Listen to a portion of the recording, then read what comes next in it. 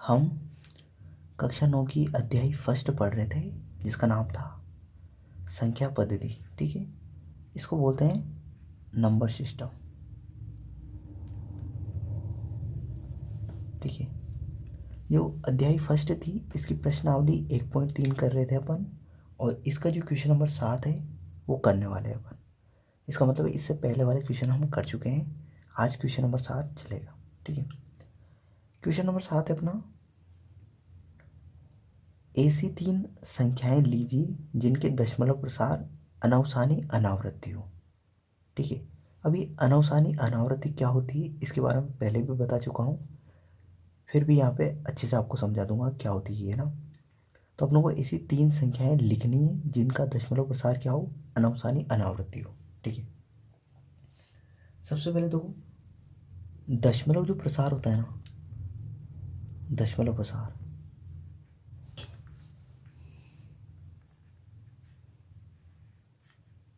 प्रसार ठीक है, ये 2 प्रकार का होता है। कितने प्रकार का? 2। ठीक है, दशमलव प्रसार कितने प्रकार का होता है? 2। एक तो होता है शांत दशमलव प्रसार, ठीक है, प्रसार, ठीक है, और एक दूसरा होता है अशांत दशमलव प्रसार, अशांत दशमलव प्रसार। अब शांत दशमलव प्रसार क्या होता है, जैसे अपनों ने किसी भी संख्या में भाग दिया है और भाग देने पर लास्ट में यदि शेषफल 0 बच जाता है तो उसको बोलते हैं अपन शांत दशमलव प्रसार। ठीक है, तो दशमलव प्रसार 2 प्रकार का होता है, एक तो शांत दशमलव प्रसार, एक होता है अशांत दशमलव प्रसार। तो मैंने आपको बता दिया है शांत दशमलव प्रसार क्या होता है कि अपनों ने भाग दिया और शेषफल अपनों को 0 मिल गया है तो उसका दशमलव प्रसार क्या होगा, शांत दशमलव प्रसार। अशांत दशमलव प्रसार ऐसा होता है जिसमें अपनों को भाग देने पर शेषफल 0 नहीं बचता, मतलब कुछ न कुछ संख्या आती रहती है, तो उसको क्या बोलते हैं, अशांत दशमलव प्रसार। तो आपको पता कैसे करेगा, पता कैसे चलेगा, आपने किसी संख्या में भाग दिया है किसी अन्य संख्या का, और यदि आपका शेषफल 0 नहीं आ रहा है और कोई ना कोई संख्या आती रह रही है तो उसका दशमलव प्रसार क्या होगा, अशांत। अब जो अशांत दशमलव प्रसार होता है ना, ये दो प्रकार का होता है।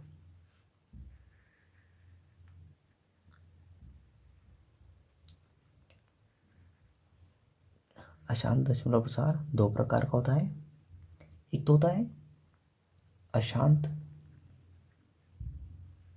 आवृत्ति, ठीक है, और एक होता है अशांत अनावृत्ति, अनावृत्ति। जो ये अशांत है ना, इसको बोलते हैं अपन अनवसानी। क्या बोलते हैं, अनवसानी। तो इसका दूसरा नाम होता है अनवसानी आवृत्ति, और इसको अपन बोल सकते हैं अनवसानी अनावृत्ति,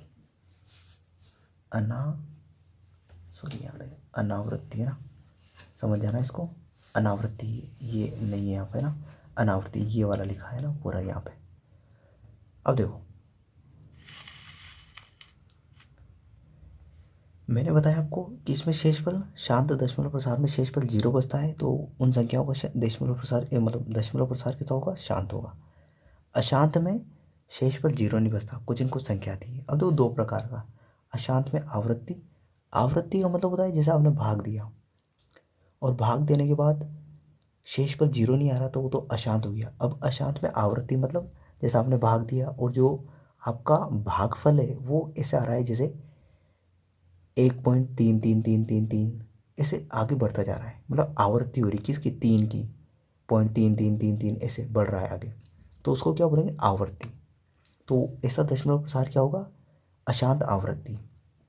और अशांत अनावृत्ति में क्या होता है कि आपने इसमें न तो शेषफल 0 आता है, ठीक है, शेषफल 0 नहीं बचता है, और जो भागफल होगा वो आपका ऐसा आएगा जैसे 1.70145902 7, कुछ मतलब अलग अलग संख्या आएगी, कभी रिपीट नहीं होगी संख्या है, कुछ न कुछ अलग, एक रिपीटिशन नहीं होगा, मतलब किसी संख्या की बार बार आवृत्ति नहीं होगी। तो ऐसी संख्या क्या होगी, अनवसानी अनावृत्ति बोलते हैं उन संख्याओं को। और ये जो अनवसानी अनावृत्ति होती है ना, इसी को हम बोलते हैं अपरिमेय संख्याएं। तो ये कौन सी संख्या होती है? अपरिमेय संख्याएं। अपरिमेय संख्याएं। तो बेसिकली जो अपनों को क्वेश्चन पूछा गया है ना यहाँ पे, वो क्या पूछा गया है? ऐसी 3 संख्याएं लिखिए जिनका दशमलव प्रसार क्या हो? अपरिमेय संख्या हो। तो क्योंकि अपरिमेय संख्या का जो दशमलव प्रसार आता है ना, वो क्या के साथ है? अनवसानी अनावृत्ति। तो अपनों यहाँ पे आप कोई भी 3 अपरिमेय संख्या भी लिख दोगे ना तो वो भी चलेगी, पर उनके दशमलव प्रसार लिखने पड़ेंगे। जैसे आप देखो, समझना। तो यहाँ पे मैं कोई संख्या लिखता हूँ, जैसे √2। तो √2 क्या है? एक अपरिमेय संख्या है, तो इसका दशमलव प्रसार होता है 1.414। ये तो याद है अपनों को।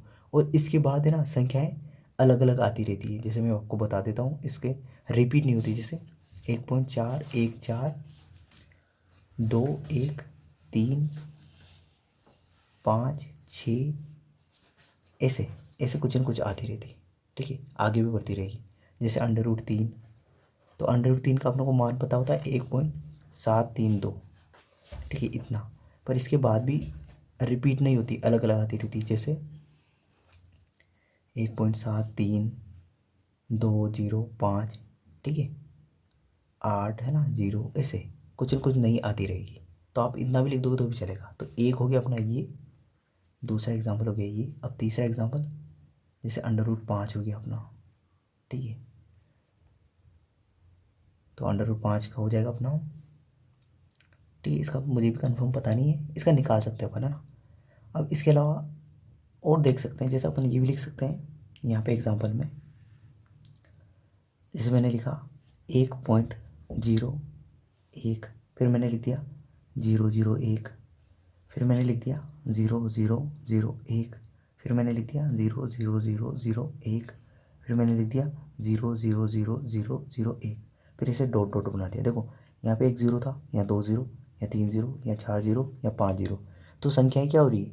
रिपीट नहीं हो रही है। देखो अलग अलग जीरो की संख्या बढ़ती जा रही है। तो आप ये भी लिख सकते हो, या फिर आप ऐसे लिख सकते हो 1.12, फिर आप लिख सकते हो 1 1 2, फिर 1 1 1 2, या 1 1 1 1 2, ऐसे आगे बढ़ती रहेगी। तो एग्जाम्पल एक ये भी हो गया अपना। ठीक है, एक, फिर दूसरा ये हो गया, तीसरा और देखो, जैसे आप 0.20, ठीक है, फिर 2 0 0 2, फिर 0, या 1 0, या 2 0, फिर या 3, फिर कितनी 0 आएगी? 4 0 लगा दो, ऐसे डॉट डॉट डॉट। तो इनके जो उदाहरण है ना अलग अलग हो सकते हैं। ठीक है, कोई भी अपन हर एक अलग अलग उदाहरण बना सकते हैं इनके। तो आप यदि इसका चेक करोगे तो ऐसा नहीं कि फिक्स आपको उदाहरण में मिल जाए ये। तो इनके जो आंसर होते हैं वो अलग अलग हो सकते हैं। तो इन पे आपको ऐसे चेक नहीं करना है कि ये फिक्स आंसर है। इसके आंसर क्या होते हैं? अलग अलग हो सकते हैं, क्योंकि अपरिमेय संख्या बहुत सारी है। अपरिमेय संख्या क्या होती है? जिनका दशमलव प्रसार अनवसानी अनावृत्ति हो, वो ऐसी संख्याएं बहुत सारी हैं। तो इनके एग्जाम्पल क्या हो सकते हैं? अलग अलग प्रकार के हो सकते हैं। जैसे मैंने अलग एग्जाम्पल दिए, तो आप अलग एग्जाम्पल दे सकते हो। कोई तीसरा आएगा तो वो अलग एग्जाम्पल दे सकता है। ठीक है ना। तो इसमें कोई आपको कन्फ्यूज़न नहीं होना चाहिए। ठीक है, और जैसे और एग्जाम्पल देख लो। जैसे मैंने यहाँ लिखा चौथा एग्जाम्पल 7.01, फिर 001, फिर 001, है ना, एक ऐसे बढ़ता जाएगा। जैसे मैंने 3.01, 1 0, फिर 1 1 1 0, फिर 1 1 1 0, ऐसे बढ़ता रहेगा। तो आप कुछ भी लिख सकते हो। बस आपको ये ध्यान रखना है कि संख्याओं की आवृत्ति नहीं होनी चाहिए। संख्याओं की आवृत्ति नहीं होनी चाहिए। ठीक है, संख्याएं उसमें बढ़ती रहनी चाहिए। जैसे यहाँ पे 1 2 बार था, यहाँ 3 बार आ गया, फिर यहाँ 4 बार आ गया, 5 बार, फिर 6 बार, फिर 7 बार, 8 बार, 9 बार, ऐसे बढ़ता रहेगा। तो आई होप आपको ये पूरा क्वेश्चन समझ में आ गया होगा कि ऐसी संख्याएं जिनके दशमलव प्रसार अनवसानी अनावृत्ति हो उनको कैसे लिखना है। ठीक है, तो इस वीडियो के लिए इतना ही। अगले वीडियो में अगले क्वेश्चन के साथ मिलते हैं। Thank you.